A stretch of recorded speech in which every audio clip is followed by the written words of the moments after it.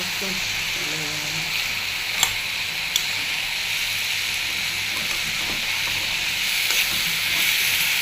ভাজি করতেছি।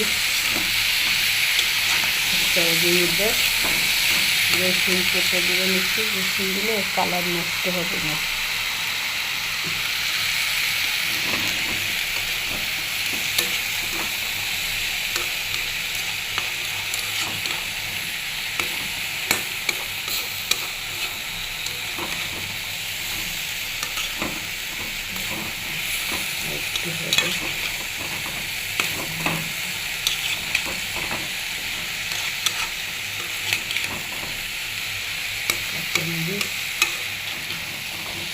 রসুন পেঁয়াজ একসাথে দিয়ে তেলে ভাজি দিয়েছি।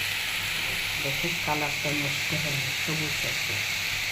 রসুন দিলে এটার মধ্যে যে কোনো তরকারির মধ্যে রসুন আনাম কাঁচা রসুন দিয়ে দিবেন, কালার নষ্ট হবে না, কালার সবুজ থাকবে, সুন্দর দেখাবে। এটা চিংড়ি মাছ একটু জাল দেবে, সিদ্ধ হয়ে গেলে নামিয়ে ফেলবে।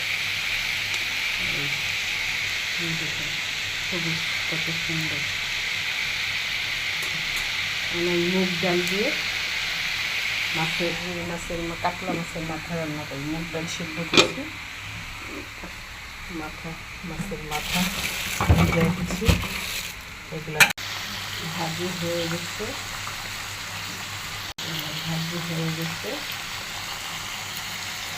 এখন মাথা ভাজতেছি, মুগ ডাল দিয়ে রান্না করবো। মাছের মাথা ভাজতেছি, মুগ ডাল দিয়ে রান্না করবো।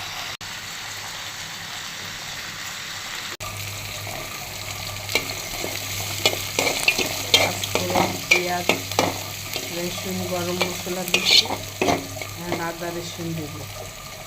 আদা রসুন দিচ্ছি,